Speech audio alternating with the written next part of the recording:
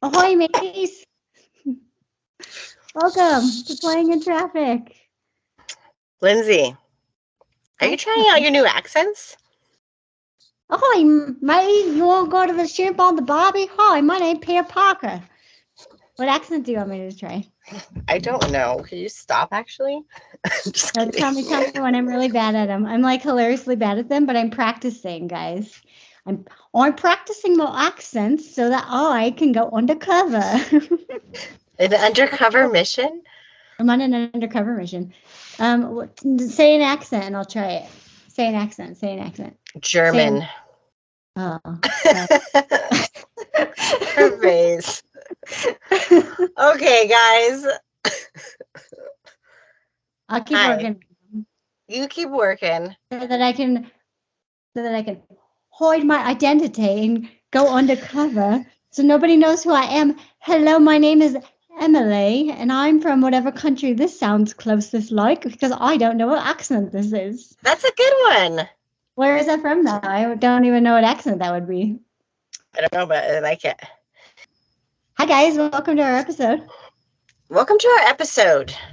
Season finale. Yeah, we're going to finish our story about Michele Colón and about her lawsuits.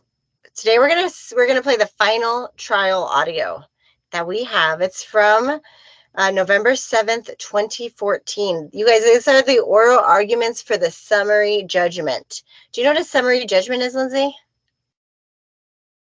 Okay. I mean, I've listened to the audio, so yeah. Yeah, like we kind of figured it out, right? But a summary judgment is a decision made before the trial, before you go to a trial.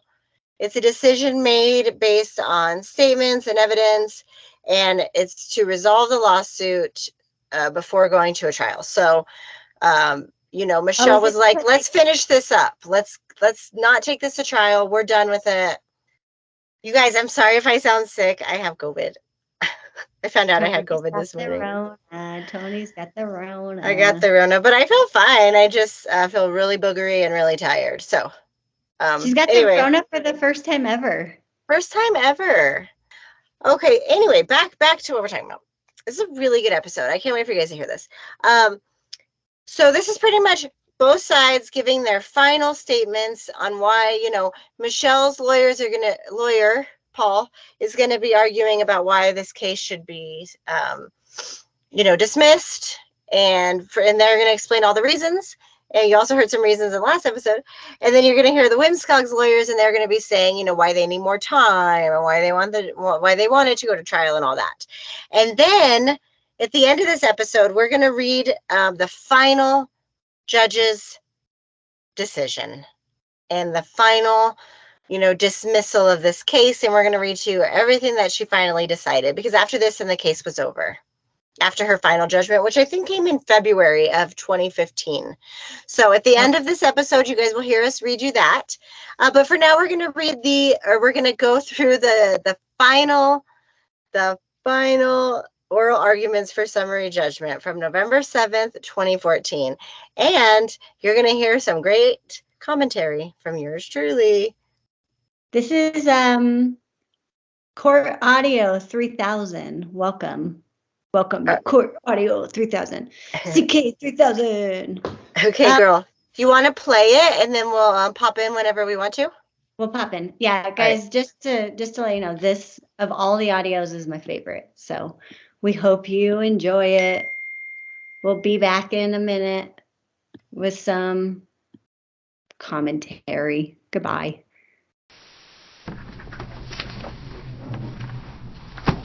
Thank you.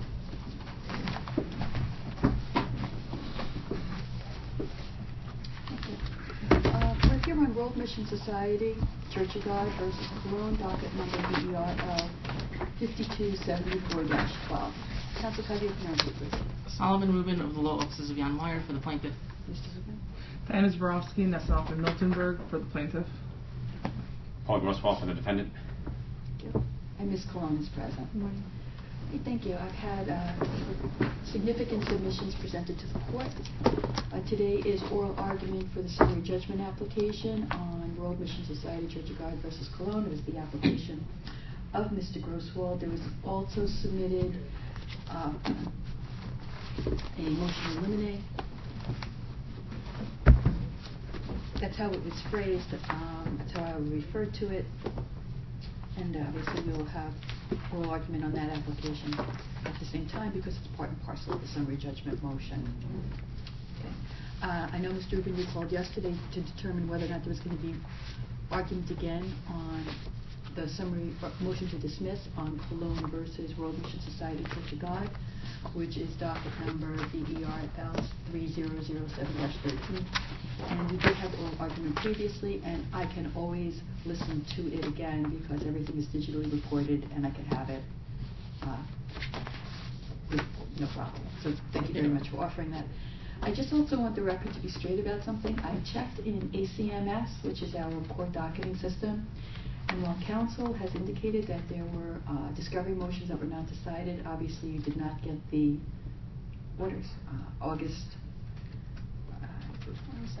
27th, there were 7 or 8 discovery motions actually signed. In our system, there is no outstanding order of any motion on either case other than the dispositive motions which are before the court.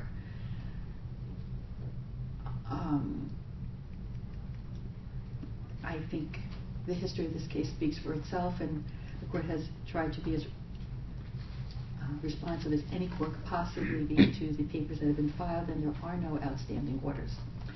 All right, so why don't I hear from Mr. Grosswald on your application? Okay, so Your Honor, I think it's we have a very straightforward argument that discovery ended May 29th, and they didn't produce evidence of damages. There's an interrogatory question we posed, interrogatory number 138, which specifically asked them to identify every category of damage they were claiming, and the answer they gave was, we don't have an expert yet. And that was all they said, nothing else. And they didn't come up with an expert until the opposition to this motion, where they submitted some expert reports that we had never seen before I got the opposition to this motion. So those are late disclosures. They should not be admitted at this late state. We obviously haven't had a chance to cross-examine the experts because we just got them. Not only that, but one of the experts says that they relied on World Mission's documents, but we never had those documents. We never received those documents. So yes, I want to ask you about that. This expert report of Stanley Smith, right. He goes through a list of things he says he went over. Yes, he says that he looked at data regarding World Mission Society Church of God attendance from 2004 to 2013. Don't have it. Data regarding World Mission Society Church of God baptisms from 2004 to August 2014. Don't have it. By the way, do you know if he's referring to Ridgewood or the entirety of the organization or something else? I have no idea. Data regarding World Mission Society Church of God offerings and tithes from October 2005 to 2013. Don't have it. Data regarding World Mission Society Church of God Passover attendance from 2006 through 2013. Don't have it.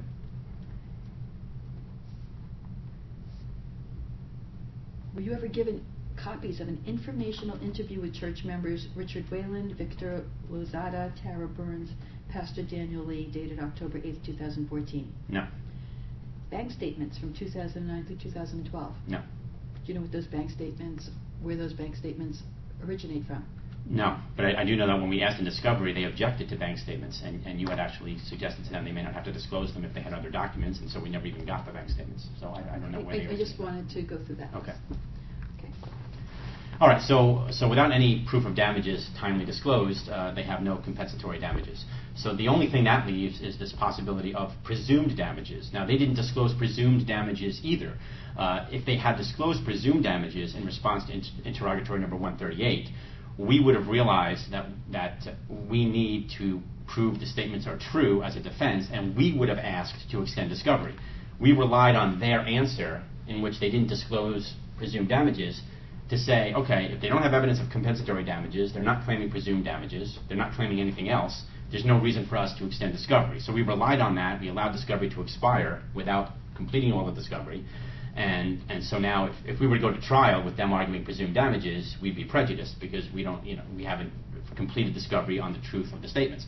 Our position is that because they didn't disclose presumed damages, even if they would have been entitled to presumed damages, the failure to disclose it in response to our interrogatory answer disqualifies them from pursuing it.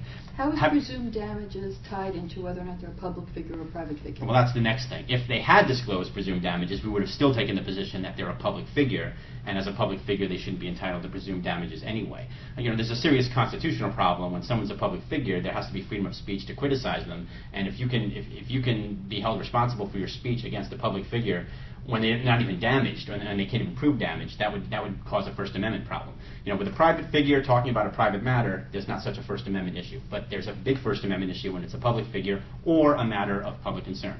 So, and one of the other discovery issues that we had asked them to produce evidence about the TV station that they manage, the radio station they manage. We asked about all the recruitment that they do. We wanted all the information about what they do to get their message to the public, to show that they are voluntarily putting themselves into controversy. They didn't produce any of that. And I believe that was the subject of one of the discovery motions, which I agree with them. I didn't see that order either. But that may not be relevant now. But the point is, we don't have any evidence from them regarding their public figure status, except there was that one motion, the confidentiality motion last December, as Your Honor will recall, where in response to the confidentiality issue, they did submit voluntarily a bunch of documents showing that they had sought out and received some awards from local politicians. And they had like 50 pages or so of all the speeches that politicians were making praising their hurricane relief efforts. That makes them a public figure. And the county executive who just lost her election was endorsing them and was that's a legitimate issue.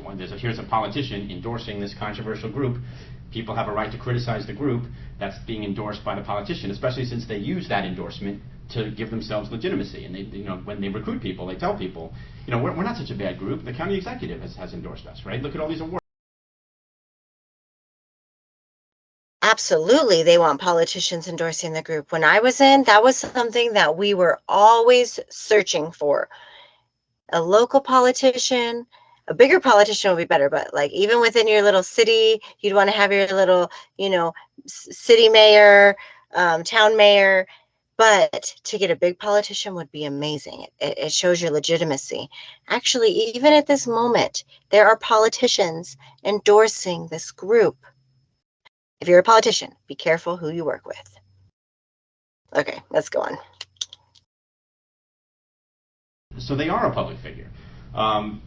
So you can either find they're a public figure on the basis of all that information that the court has already seen, or you can find they're a public figure on the basis that they didn't disclose the information that we asked for in the detail that we asked for, and we should at least be entitled to an adverse inference that if they're not going to be willing to litigate it, we should be entitled to an adverse inference.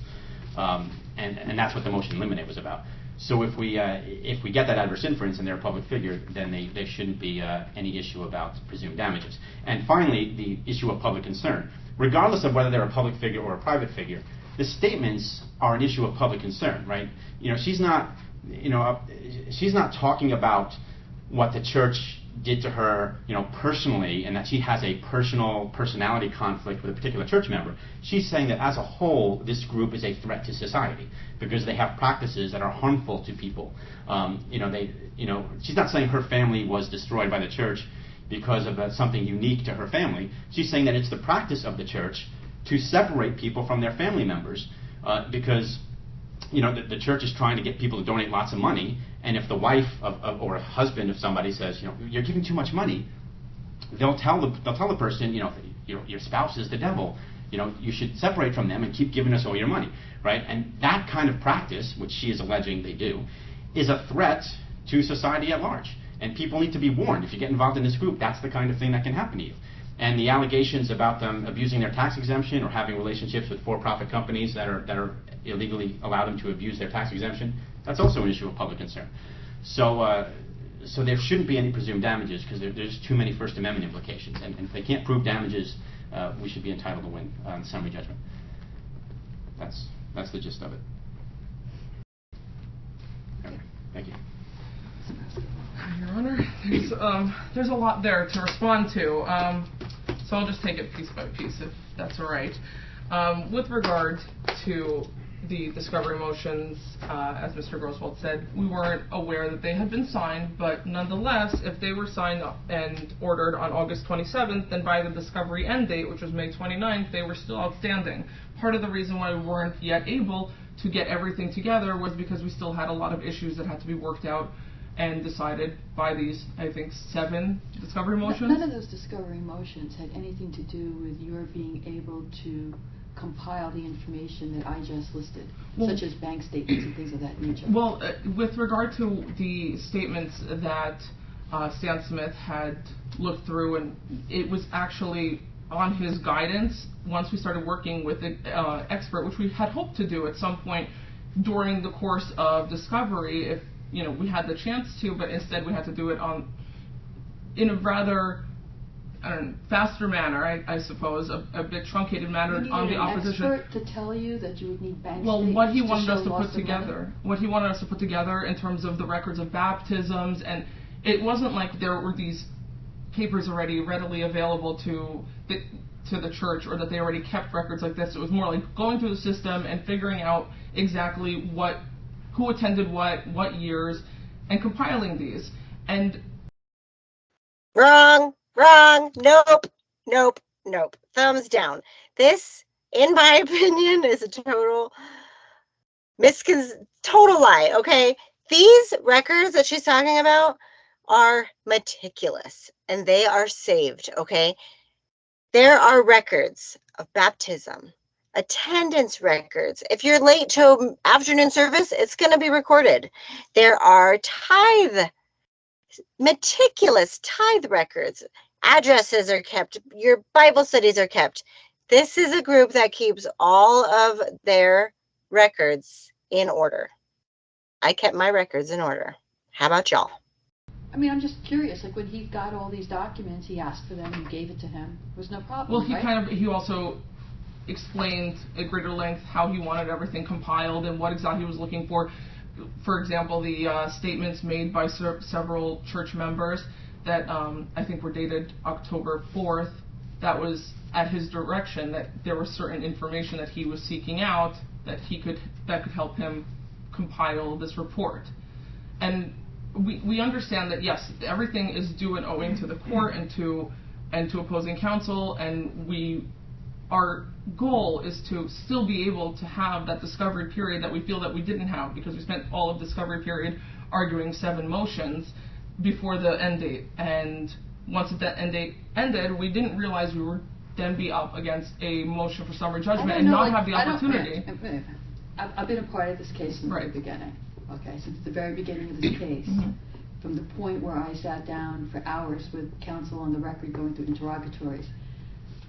Mr. Grosswald was trying to obtain documentation from World Mission regarding finances and regarding proofs that there was economic damage, and as a result of something Ms. Colón did, and the causal connection to prove that there was economic damage to World Mission. And then, of course, there was always the issue, is it World Mission of Ridgewood or World Mission Global, World Mission in the United States? And none of that financial information was forthcoming. And apparently, after our last oral argument, where it was clear that there was no proof of any economic damages, I directed Mr. Grosswald to go forward with his application for summary judgment, and basically the opposition to summary judgment is, now we have expert reports. That's really what you're saying. Well, if I may, we had from the beginning said that we needed an expert to look through a lot of the documents that were passed on to opposing counsel, some of the documents that were discussed in this courtroom, and I remember that what was said was, well, this is showing that there's actually an increased attendance, increased revenue. This doesn't show damages. And it was actually mostly those documents that Stan Smith's office relied on, but they were able to, as experts, look into it and say, even though to anyone else looking at these documents, they would say, well, everything's continued to increase, and it didn't seem like Ms. Colón's statements had an effect on the success or growth of the church. In reality, once they actually applied, whatever the expert knowledge is that they have, it showed that even though there was an increase, the increase was at a decreased rate. So even though there was growth, the growth began to decrease year by year after 2011. And it was those same documents that Mr. Grosswald had claimed showed that everything was still thriving and that they weren't damaged. But actually, they were damaged. You never had any documents to show that they were thriving.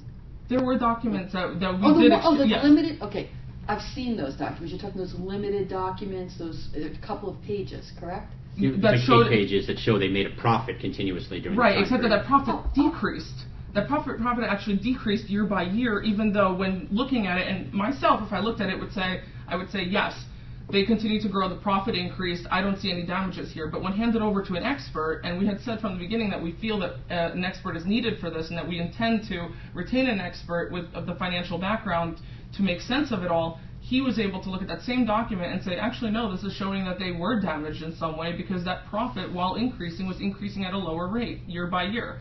And that was... Your opposition to the summary judgment is you went out and got expert reports, and here they are, so... Well, I don't think I mean, there was a lot else that was at stake. I mean, a lot of it was also, for example, the internet expert, a lot of it was in response to a lot of the claims that Mr. Grosswald made in his motion for summary judgment, where he conducted his own search on the internet and determined that they were defamation proof and that they couldn't be defamed and that they had a poor reputation. And these were all findings that Mr. Grosswald made himself, which is why we needed an internet expert to say, actually, that search was completely inconclusive, and actually what Mr. Grosswald stated in his motion for summary judgment and his brief just 100% wrong. And we needed that expert who actually has knowledge of the internet to say they are not defamation proof. And in fact, Ms. Colón's statements have a much larger impact than any other statements out there regarding world mission, which is something that we have in the past argued about,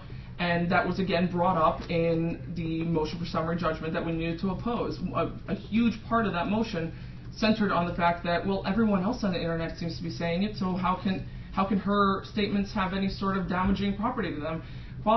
And the internet expert was able to look at it and say, and conduct his own internet search and also look at the exact statements that she makes. As we're sitting here today, did all the documents that all of your experts reviewed, have you given those documents, the underlying documents upon which they relied?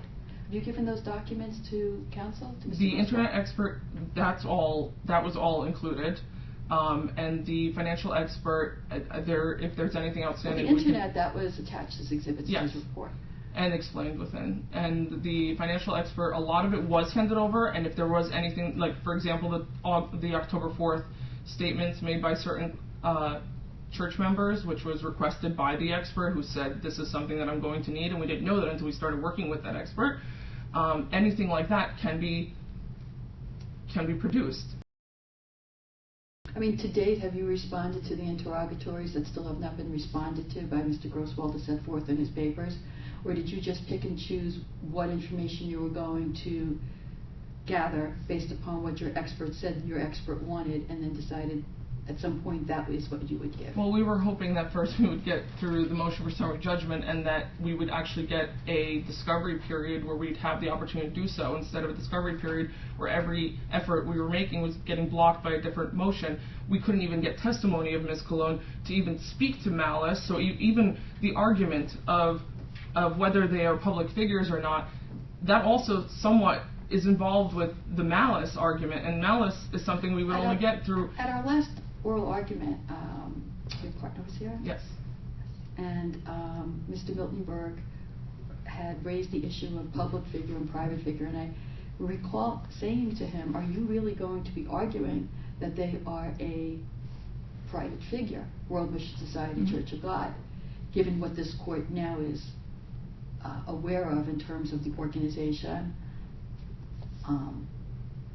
And I assume the answer to that question is you're standing here as you're still arguing that they are a private figure. And how do you argue that? Yes.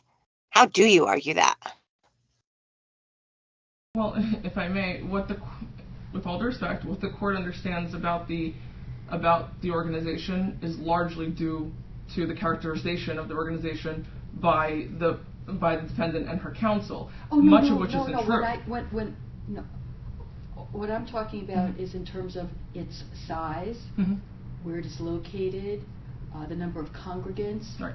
how it is involved in society in general, its communication to the world in general, its outreaching activities.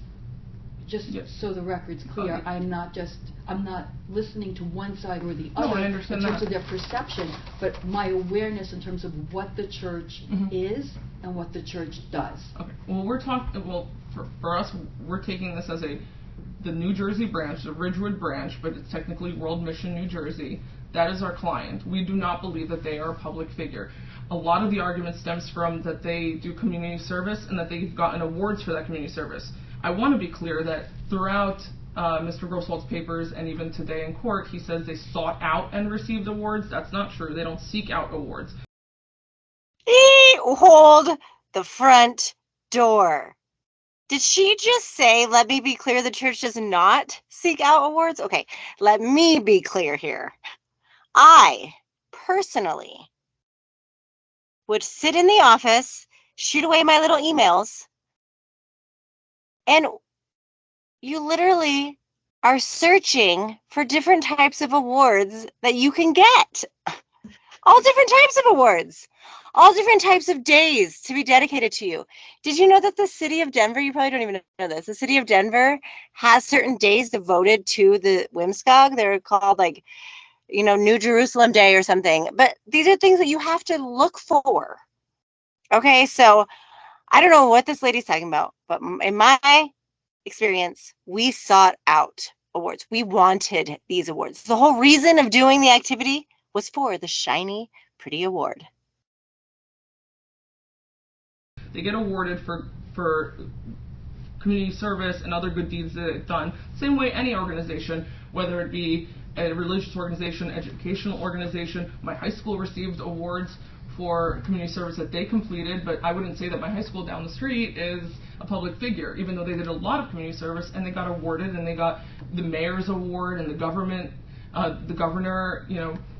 gave them an award, but that doesn't really make them a public figure just because they're getting praised for the good deeds that they're doing. I don't think that they're a public figure, and we've...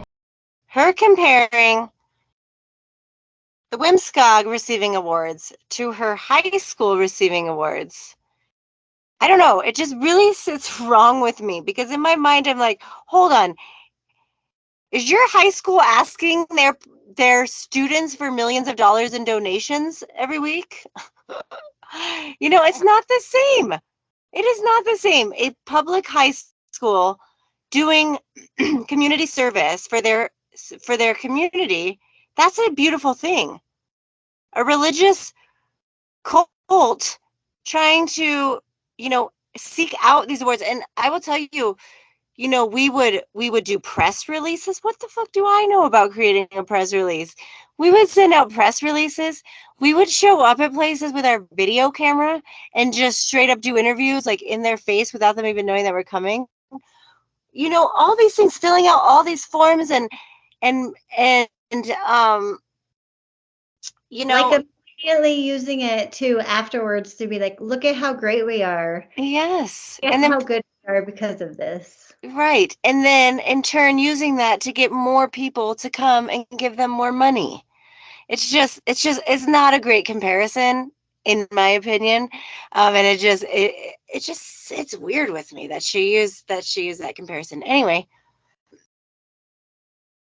Because they do community service and have gotten positive accolades for it, I don't think that that's a substantial reason why they should be a public figure. And I haven't seen a single case that actually says that because of that they're a public figure, especially in line with the issues that we're talking about. Are you saying some religions are a private and others are public? I think churches, a church, so we're not talking about the overall religion so much as this branch. So I wouldn't say, for example, Judaism is public figure, but one temple is not a public figure. Okay, so you're all right, that's how you delineate it. Yes. Okay, right here, really quick. I love this part because I love the tone of the judge's voice. And I like that you can really hear she's genuinely trying to figure out the thought process of how the hell they are still trying to argue that this is a private group, not a public figure. she's genuine. You can hear it in her voice. She's like, okay, I'm just trying to like seriously figure this shit out. And we still assert that they are a private figure, and regardless of whatever accolades they've received because of their good deeds, that doesn't make them a public figure. They do not own a television station. They do not own a radio station. It's the larger World Mission Society. No. It's actually, they've just done broadcasts on Fairleigh Dickinson's, radio station. Fairleigh Dickinson. So they do broadcasts. Well, in the past they have, just to, explain a certain event that they're having. Wrong. Are you crazy? They don't own media. They don't own a radio station. They don't own a TV station. I would like to refute that statement. You guys, the WMSCOG does have access to media. In the individual churches in America, they have individual media teams. So it's not just the South Korea, main huge publications. Within the WMSCOG, they have their own media teams. That's literally what they're called, media team. Okay, so that's what I would like to say.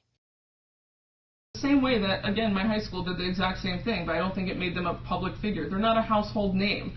I personally did not know about World Mission until I was retained as counsel for World Mission. So I wouldn't call them a public figure.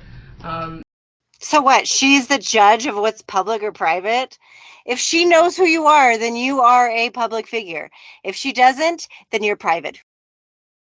And again, I need to make that clear. They don't seek out the attention. They do good deeds because they're a religious organization. They do charity because they're a religious organization, like many churches and temples around the country do. They don't seek out the attention for it. They get attention for it because they're doing good deeds. Ha ha ha ha. Is it possible to put a laughing emoji here? I call BS, lady. I was an award-seeking,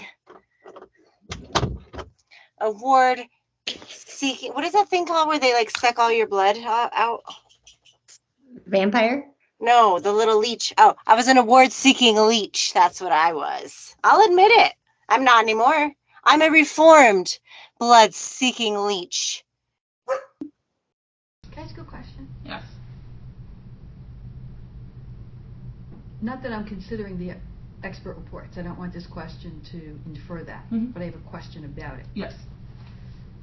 In Stan Smith's expert report, he talks about types, and his chart goes up to $6 million.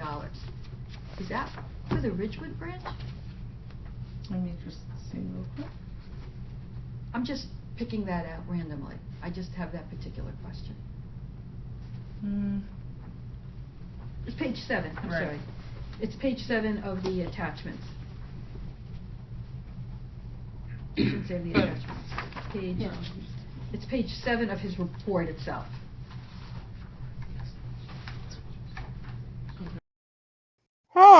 Judge, what are you asking for?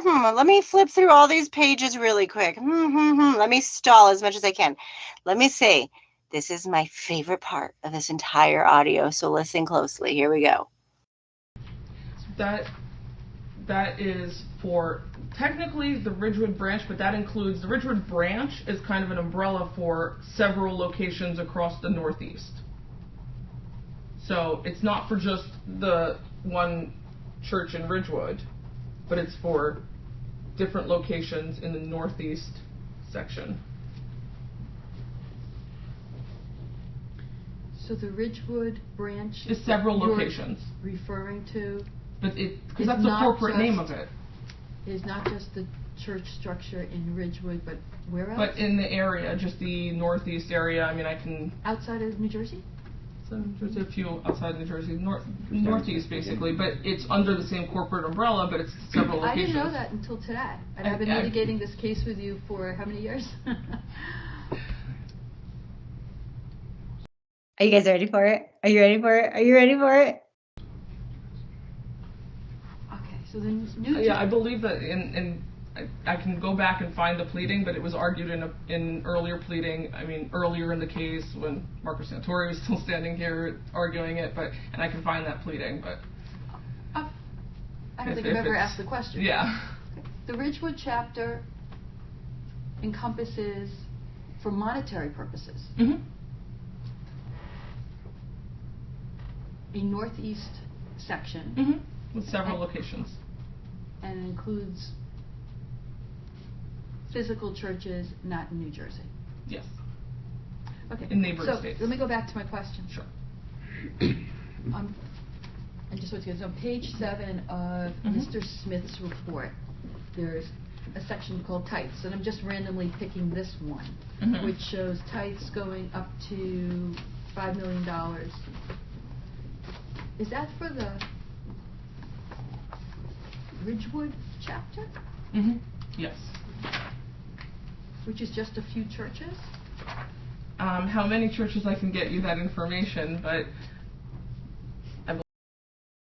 Listen, guys. Personally, I don't know exactly how many churches that could be. It could be dozens of churches. It could be hundreds of churches. And they could be all up and down the coast of America. So who knows how many churches are donating their money to be sent to Ridgewood, and who knows how much of that money even stays in Ridgewood. Eventually, as we know, lots of it will end up going overseas to South Korea. So they definitely need to get that information before they start suing people. The judge would be interested in knowing all of that. And I would like to also point out, I don't think that's abnormal for a lot of religious organizations. I'm not personally involved in the monetary aspect of any temples that I belong to, but I believe that there are a lot of donations that are made every year. And yeah, there are a lot of members involved in this church. So I just wanted to clarify that from my understanding. yes. Can I just point out, I don't know what documents Stan Smith looked at when he created that chart. Neither does the court. And we can provide all of that, but Oh my gosh, then freaking provide it. Provide it already! I think this really goes back to the fact that we wanted to extend discovery. We thought that we were still waiting for the discovery motions to be signed and ordered. The discovery end date was May 29th, but on May 29th, there were still many discovery issues outstanding. Let me just grab that. And I'd also just wait a second.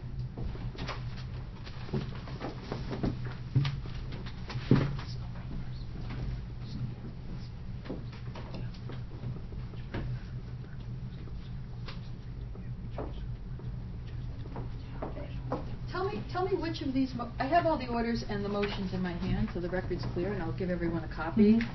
They're all filed and stamped August 27th. For whatever reason, council didn't get them. But you're saying over and over again that somehow you couldn't do what you needed to do because you did not know on August 27th. well, there were a lot of issues. No, I want to just go through these motions. There's Ms. Colón's motion to dismiss for failure to make discovery. There's Ms. Colón's motion to compel depositions of Richard Whalen, Arcio Pereira, Lincoln Grill. Ms. Colón's motion for protective order. Your cross motion to strike pleadings for failure to make discovery. Ms. Colón's motion to quash the Abermount subpoena. Your cross motion for legal fees. And Ms. Colón's motion to quash the IFF subpoena. Which of these motions were holding you up in terms of discovery? Well, one of them was actually the motion for protective order, because part of that was saying that we weren't able to get depositions of Ms. Colón until certain other things happened. What's that have to do with your handing over all of the documents? Her testimony.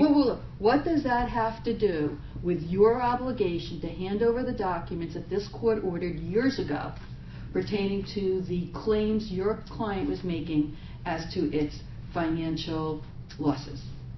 Nothing. We handed over what was in our possession. What we handed over to Stan No, you Smith handed was over what what you Smith wanted to hand over. You had in your possession everything that your expert wanted to have. Well, our expert explained to us what he wanted us to compile. There were records that we compiled. I explained to you what you needed to give them. It's not that confusing for litigators to know what is needed to put together for economic damages. And the requests that were given were specifically told by this court to your client that they were entitled to receive to defend the case.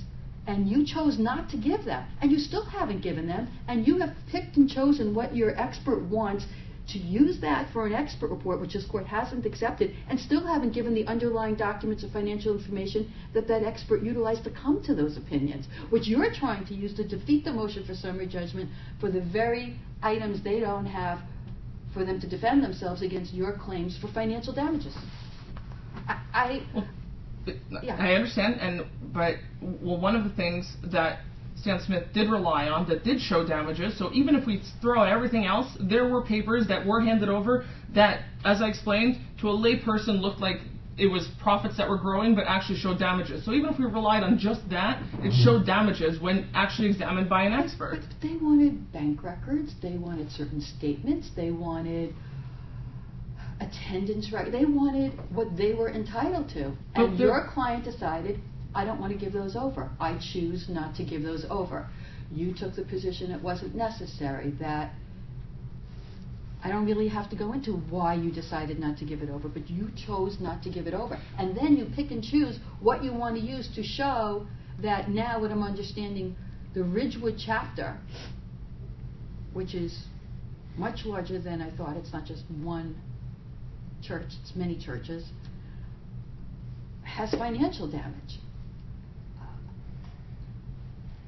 I mean, we're here and I'm trying to stay streamlined in this. This is the application for summary judgment, and from what I can understand, you're basically saying summary judgment should not be granted because we now have these reports of we have Mr. Smith significant and Mr. issues Frankel. of material fact that have beyond just, we're right now just talking about damages, but that's like 1/10 of what we have been arguing, and that still goes into a defamation claim, because even just besides damages, there's so much outstanding with regard to material fact that we can't prove because we haven't gotten discovery either, and those are other issues that we haven't been able to litigate because there's a lot of discovery that we need from the other side. For example, with malice, what if it, if we even showed a little bit of that damage just from the papers that we handed over? Let's say even if you strike the expert report or any of those other documents, but the documents that we did hand over, which do show a little bit of damage in some way, especially when an expert looks at it, that's 1/10 of this case that also deals with malice and whether it's a public figure, a private figure, or reputational damages, who Ms. Colón spoke to, all information that we couldn't get, even though we felt very strongly that she was going around and speaking to members' families and ex-members and trying to lure members. But that's information that we couldn't get because we didn't get a single document. We weren't able to take a single deposition. We weren't able to do anything with regard to discovery. And so, yes, there are documents that may be missing from our production, but we didn't receive anything. We couldn't do anything regarding the other 90% of this case that don't deal with damages. There's so much else in this case. There's 60 pages just of other issues to be litigated that on a motion for summary judgment, there's still so much outstanding factual uncertainty that to conclude this case when none of that has actually been litigated would be a travesty. And I also just like to point out there is a case, Baldiga v. Oldman, which is 261 NJ Super 259, 1993, and it actually states NJ Super 259, and it states that a court should consider an expert report in opposition to a motion for summary judgment, even if produced after the discovery end date. And we do feel like there's still so much outstanding because nothing was actually produced on, and especially we didn't receive a single thing from the other side, not one single thing. Even the request for admissions, nothing. We didn't receive anything before the discovery end date. You're the one suing them. But we've been stonewalled in trying to prove anything in our case. We can't prove any of our allegations because we haven't received anything from the other side. We are trying to prove it. We haven't been given the opportunity because instead of receiving discovery, we received 5 discovery motions, and then there was a discovery end date, and now we're in a motion for summary judgment. We haven't been given the opportunity to even litigate our claims that we've made. We have legitimate claims, and we can't get any information from the other side.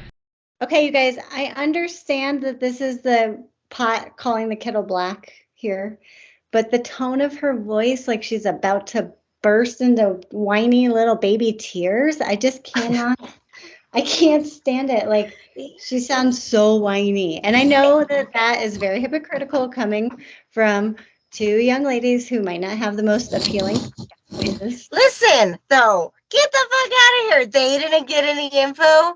They didn't get any documents. They didn't get any access to depositions. Listen, Linda. In my opinion, they don't want to be under oath. They don't want to provide their documents, right? So all of these things are just tactics. Even the way she's just like, we have more information, but we can't give it to you now. You have to wait till later. That is such a church tactic, cult tactic. It's so ridiculous. Okay, keep going. We got an extension, so I mean, I don't have them in front of me, but I'm confident that we were not late in responding to the admissions. But that's not even the primary issue. The point is, if they didn't have proof of damages by May 29th when discovery ended. Now they knew at that time that they had these outstanding motions, so they could have made a timely motion to extend discovery before May 29th, and they never did. And they have not yet offered any explanation as to why they did not try to extend discovery before May 29th. They simply allowed the discovery end date to expire. I was under the impression they were letting it expire because they didn't want to have to give their own depositions, because they were nervous on their end of what they were going to have to produce, and they were, from what I could see, they were happy to let discovery run out. And they didn't make any attempt to try to extend it beforehand. We didn't stop them from asking for an extension of discovery, right? So if the motions that Ms. Colón made were interfering with their ability to take discovery, they knew that was happening way before May 29th. These motions that they're complaining about were filed in January and March, and by May 29th, they would have known that they needed an extension, and they didn't ask for that until July, right? And then in July, you gave them one more week to produce the financials, and then they came up with those 8 pages that didn't show anything. Did show, but well, I'm sorry, did show. But they didn't, because we still don't have any information to show.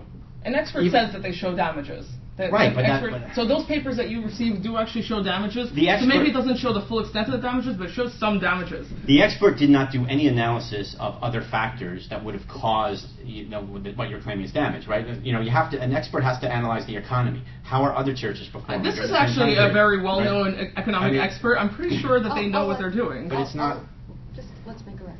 Yeah. Okay. Right. So there's nothing in the report to indicate that Stan Smith had looked at any other economic factors. He simply looked at the amount of money they made and said, well, they were making, their income was growing really fast, and then it grew less fast as they got bigger. Therefore, there's damage.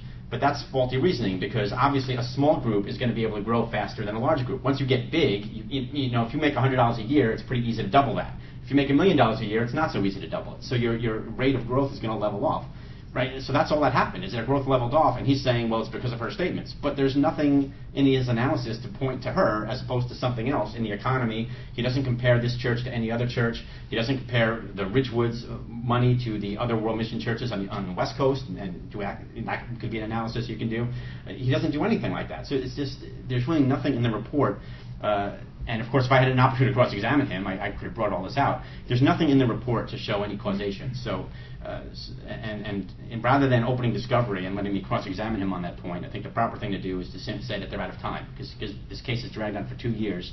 They've had plenty of time to respond, and they've dragged their feet, and they shouldn't be allowed. This is what we've been complaining all along, that this is a slap suit, and a slap suit is characterized by the plaintiff's attempt to harass the defendant to make it not worth it, make it so expensive and so time-consuming that it's not worth it for the defendant to have any more speech critical of the plaintiff.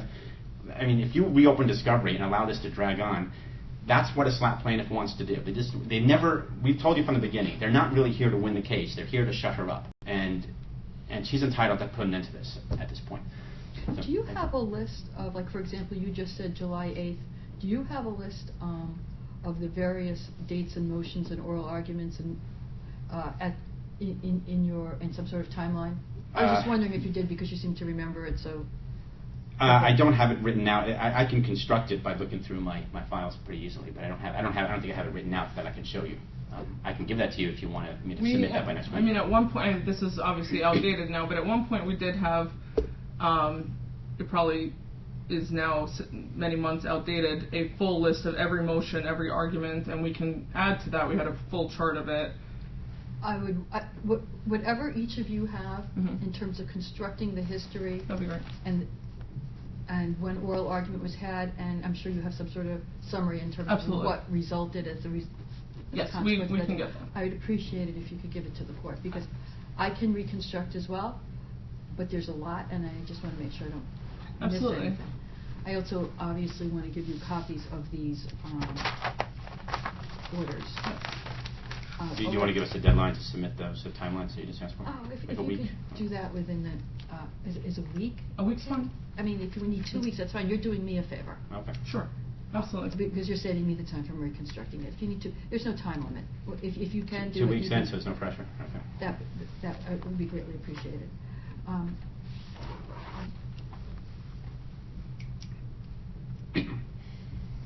I am going to provide to you a decision, I want to say within 3 weeks. Okay. Okay. Is there anything else anyone wants to say? If I may, just I realize that we have focused very much on the financial damages, and I reiterate that even with the papers that we did hand over, there were financial damages that once an expert looked at it could actually ascertain.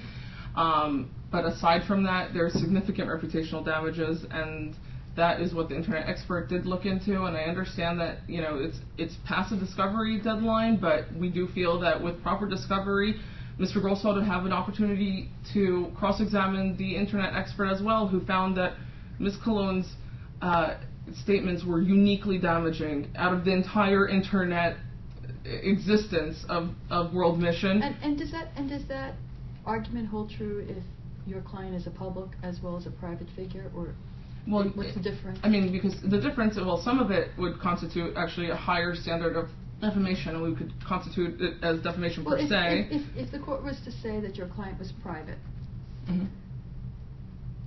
as opposed to public, how does that affect reputational damage? Well, if your client's a public figure, how does reputational if it's a damage? public figure, if our client's a public figure and they got the reputational damage, a lot of what she had posted online, and especially the way that she had done it and the way that she built her website and several of her posts and how they were disseminated to the public shows, according to the expert, shows malice. So even if World Mission is a public figure, doesn't mean they're defamation proof. It means that she had to have acted with a reckless disregard for the facts, and we feel that she did. We assert that she did. Not just the internet expert who found that much of the way that she had posted things online was in a malicious manner, and that's what he found, but also based on Mr. Ortiz's testimony. I mean, that he didn't posted... give testimony. He provided an certification. affidavit, yes, and that And I think certification... Is Mr. Ortiz still your husband? No. Divorce. But that certification speaks to the fact that she knowingly posted things that she knew was not true. So she did have a willful disregard for the facts, and that she did act maliciously. She knows that what she posted was false. She knows that they were all lies, and for her own reasons, whether it had to do with her marriage or whether it had to do with her budding career as a so-called cult expert, she knows that what she's spreading isn't true, and that this is just hurtful, and it's not any issue with regard to public concern. Because, first of all, her GoFundMe page shows that only really 6 people seem to be concerned by it. And second of all... Dude! Okay, what? No. I just feel like she's calling Michele a liar and saying that Michele knew that calling the church, breaking up families and, using cold tactics, that Michele knew this was a lie. No, Michele knows this is true. That's why she's putting it out there, you crazy lady. Anyway, and it's not a public concern. This is a public concern, which is why we started this podcast in the first place and why we're blasting you out like this. We do need to warn people that these are predatory organizations, and that is why it is a public concern. We're warning them against the WMSCOG and against lawyers like you who defend the people like the WMSCOG. Just because it's a huge issue that she is spreading lies about doesn't make it not defamatory. It's like basically saying, well, that hardware store is just a bunch of criminals and they'll rob you when you walk in. That's a matter of public concern. People would want to know that they're safe walking into a hardware store. It doesn't mean that what I'm saying isn't a lie and that's not defamatory. So to just say that it's a matter of public concern, so she has the right to say it, that's not true, and she knows that what she's saying is completely false. Well, I mean, I think the difference is the hardware store isn't going out and trying to expand its influence and going to shopping malls to recruit victims and getting politicians to endorse them and It's also things of not that true. nature. But that's It's also well. a Again, false we claim. asked for evidence about these things. We didn't get it. So Boom, baby. And also, it is true. I just don't think it's fair to force us to have to keep litigating this when we've tried to litigate it, and they've made, like Your Honor has said, they've given what they've wanted to give, but they haven't given everything they're supposed to give. So to give them another bite at the apple just isn't justified. And the final thing I want to say is, if by some chance this court does deny the motion for summary judgment, I just want to make sure that the court understands that at that point, if we lose summary judgment, we would have to go back into discovery, because obviously the case isn't trial ready. I mean, at this point, I mean, if we were forced to have to defend against presumed damages or anything else, I think or these experts, we obviously would need to have discovery on that. So I just want to make sure that we're not going to be forced into a trial without having discovery. Understood. We understand. Okay. Thank you. Thank you very much. Thank you. Okay, guys, that's it. The judge is over it. You can tell. She doesn't want to hear anymore. It's over. And after this, they move on to another case, which is actually still in litigation. So once that case is, wrapping up and we're allowed to talk about it, we're definitely going to talk about it. But as far as this case, this is it. So in a few months after this, in February, the judge gives her final decision and she dismisses this case. I think, in my opinion, I feel like the judge was over it from the time she realized that, it wasn't just that the Ridgewood branch, quote unquote, was actually all these other churches and all these other different, places that were outside of her jurisdiction. Yeah, and then their lawyer's like, well, we can definitely provide that for you. That shit was driving me crazy. Okay, guys, so now we're going to read the conclusion from the written final statement from the judge. This was Lindsay wants to read the final conclusion in an accent. And I decided that could not happen. Oh, it's happening. Plaintiff is a public figure. No. And this litigation involves matters of public No. concern. Not dishonor this amazing judge like this. Okay. So, this conclusion, this is the final conclusion. I honestly want to read to you guys the whole 17 pages, but we cannot. I mean, we can. So we're going to just, put the link at the bottom, but we just want to read the final conclusion to this case. Do you want to read it, Lindsay, but not with an accent? I don't think I can do it without an accent, so here we go with an accent. Plaintiff has failed to provide actual malice or that the interest... That's not even the right one. Stop it. Sorry. You have to read it normal because they have to really hear it.